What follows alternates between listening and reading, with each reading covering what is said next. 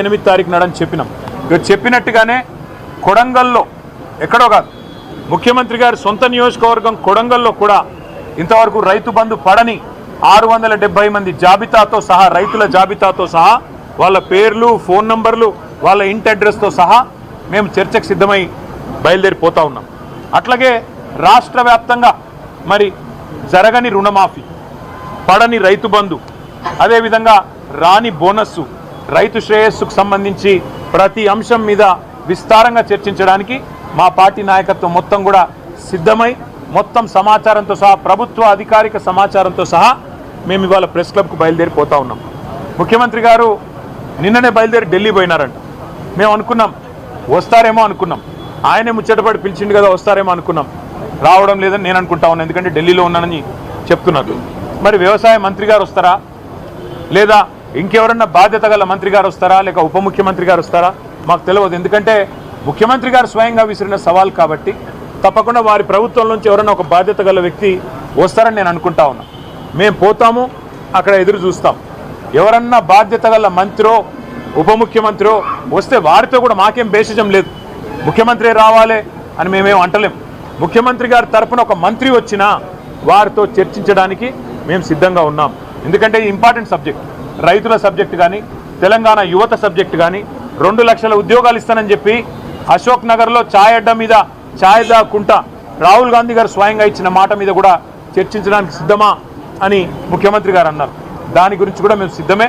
అందుకే ఇవాళ మేమందరం కూడా కదిలి ప్రెస్ క్లబ్కి పోతా ఉన్నాం.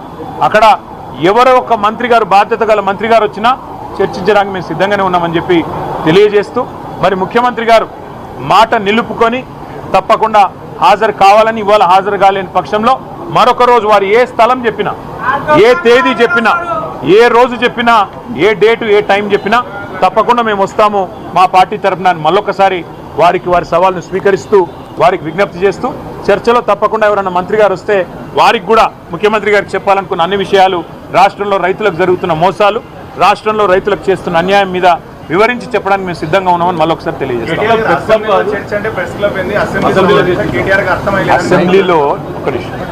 అసెంబ్లీలో చర్చ అంటే అక్కడ మైక్ ఇయ్యరు, కట్ చేస్తారు. అయినా అసెంబ్లీలో కూడా మేము రెడీగానే ఉన్నాం. మైక్ కట్ కాకుండా, మైక్ కట్ చేయకుండా మా వాదన మమ్మల్ని వినిపించే అవకాశం ఇవ్వనండి. కెమెరా మాదికు పెట్టరు, మైక్ కట్ చేస్తారు. మా సీనియర్ మాజీ మంత్రులు మాట్లాడినా 6 సార్లు 7 సార్లు 8 సార్లు గెలిచిన శాసనసభ్యులు మాట్లాడినా వారి మైక్ కూడా కట్ చేస్తూ ఉన్నారు. ఇదా సంస్కృతి. అసెంబ్లీలో స్పీకర్ గారిని పాపం ఆయనని ఇబ్బంది పెడుతూ, అందుకే మేమేమనుకున్నామంటే గతంలో ఇదే రేవంత్ రెడ్డి గారు ప్రెస్ క్లబ్ కూడా మంచి వేదికనే, అది ప్రెస్ వాళ్ళ చేతుల్లో ఉన్న వేదిక, అదేమి ఎవరో మేమేదో ఏర్పాటు చేసిన వేదిక కాదు, ఒక న్యూట్రల్ వేదిక. మరి అసెంబ్లీలో ఎట్లాగో అసెంబ్లీ సమావేశం కూడా పెడతలేరు.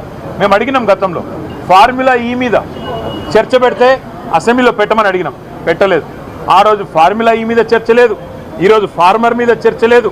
ఎక్కడ అసెంబ్లీలో చర్చకు కూడా అవకాశం లేకుండా చేస్తూ ఉన్నారు. కాబట్టే మరి ప్రెస్ క్లబ్ అయినా రెడీ. రేపు అసెంబ్లీలో పెడతాను ముఖ్యమంత్రి గారు మాటిస్తే, మైక్ కట్ చేయకుండా స్పీకర్ గారు కనుక మాటిస్తే తప్పకుండా మా పార్టీ తరఫున మేము మాట్లాడతాం, వారి ఛాలెంజ్ స్వీకరిస్తాం.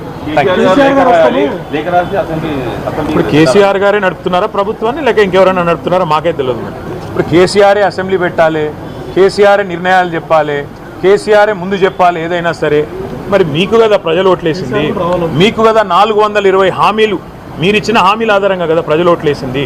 కాబట్టి నీకు చేతనైతే ప్రభుత్వాన్ని నడుపు, లేదా తప్పుకో కేసీఆర్ గారికి అప్పచెప్పు, ఏం చేయాలో మేము చేసి చూపెడతాం. Thank you.